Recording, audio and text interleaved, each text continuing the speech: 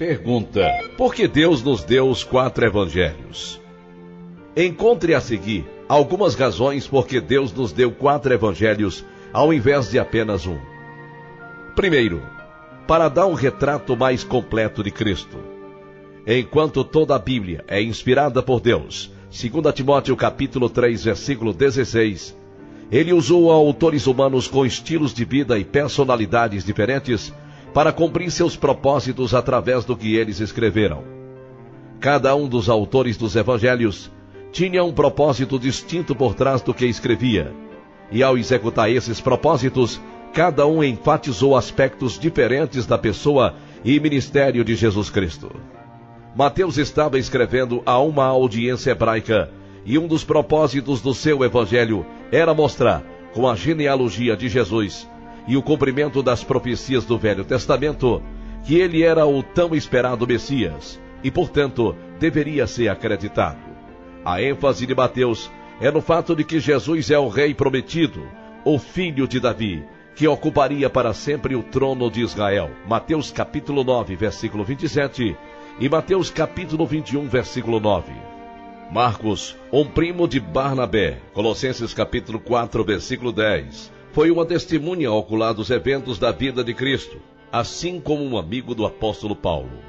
Marcos escreveu para uma audiência pagã, como é salientado pelo fato de não ter incluído coisas importantes aos leitores judeus: genealogias, controvérsias de Jesus com os líderes judeus de seu tempo, referências frequentes ao Velho Testamento, etc.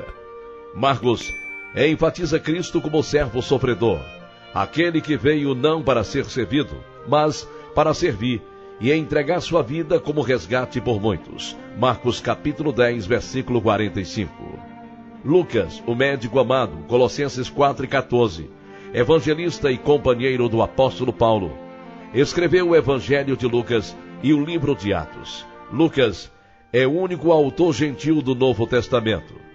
Ele foi aceito há muito tempo como um historiador hábil e diligente por aqueles que usaram seus manuscritos em estudos geológicos e históricos.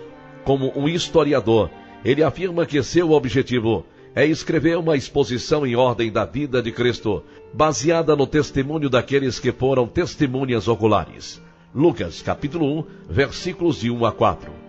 Porque ele escreveu especificamente para o proveito de Teófilo, aparentemente um gentil de certa estatura. Seu evangelho foi escrito com uma audiência pagã em mente, e seu objetivo é mostrar que a fé de um cristão é baseada em eventos historicamente confiáveis e verificáveis.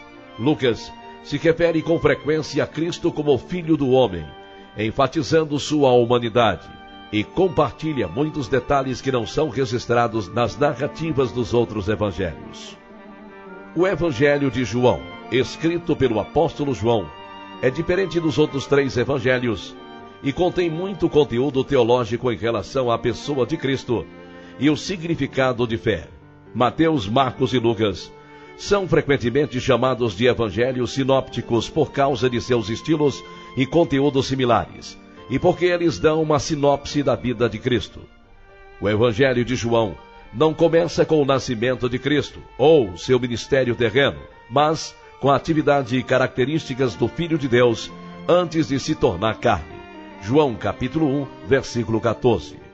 O Evangelho de João enfatiza a divindade de Cristo, como é vista pelo fato de que ele usa frases como o Verbo era Deus, João capítulo 1, verso 1, o Salvador do mundo, João capítulo 4, versículo 42, o Filho de Deus, usado repetidamente, Senhor e Deus, João capítulo 20, versículo 28, ao descrever Jesus. No Evangelho de João, Jesus também afirma sua divindade com várias declarações de eu sou. Compare com Êxodo capítulo 3, versículos 13 e 14. Mas João também enfatiza o fato da humanidade de Jesus, querendo mostrar o erro de uma seita religiosa de seu tempo, os gnósticos, que não acreditavam na humanidade de Cristo. João deixa claro o seu propósito principal ao escrever o Evangelho. Na verdade, fez Jesus diante dos discípulos muitos outros sinais que não estão escritos neste livro.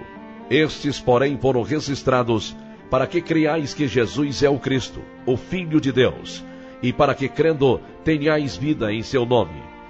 João capítulo 20, versículos 30 e 31. Dessa forma, por ter 4 distintas e ao mesmo tempo exatas narrativas de Cristo, você pode ter acesso a aspectos diferentes de sua pessoa e ministério.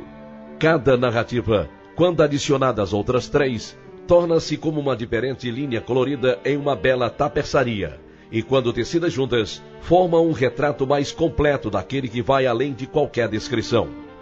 Apesar de que nunca vamos entender completamente tudo sobre Jesus Cristo, João capítulo 20, versículo 30, através dos 4 evangelhos, podemos conhecer o suficiente sobre ele para apreciar quem ele é e o que tem feito por nós, para que possamos ter vida através de fé nele.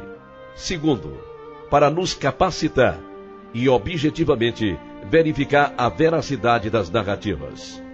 A Bíblia, desde o início, afirma que um julgamento em um tribunal de justiça não deve ser feito contra uma pessoa na base de apenas uma testemunha, mas sim de pelo menos 2 ou 3. Deuteronômio capítulo 19, versículo 15. Sendo assim, ter narrativas diferentes sobre a pessoa e o ministério terreno de Jesus Cristo nos capacita a avaliar a veracidade da informação que temos sobre ele.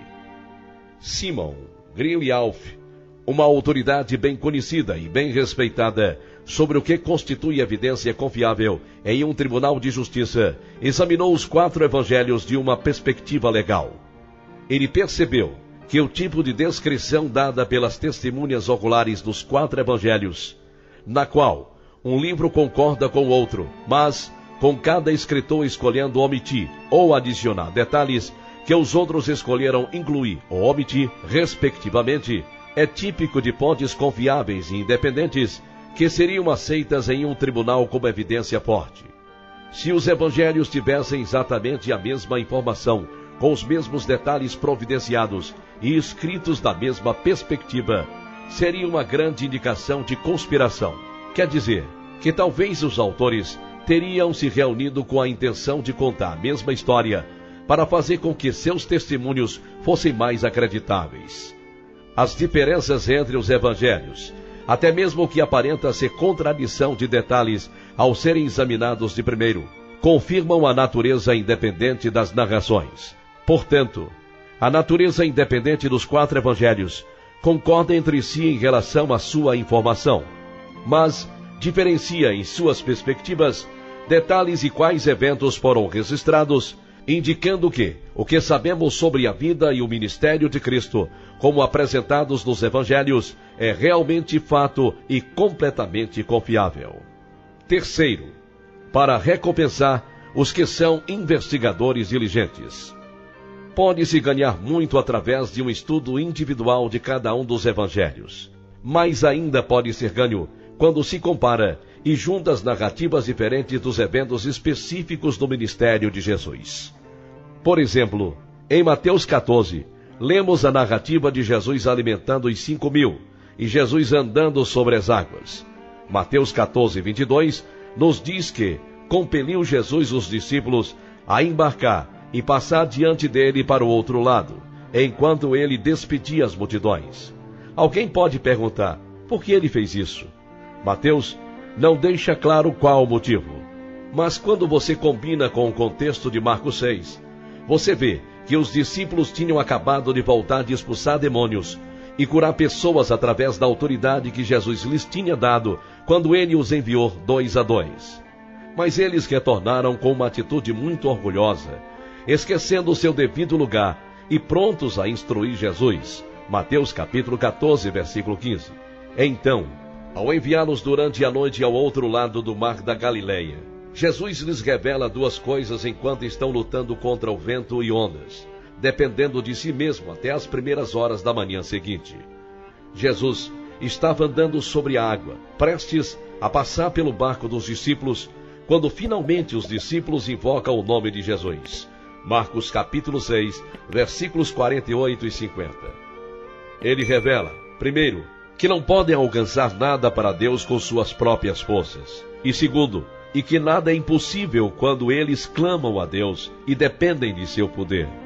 Há vários exemplos assim de joias, a serem encontradas pelo estudante diligente da palavra de Deus, que se dedica a comparar Escritura com Escritura.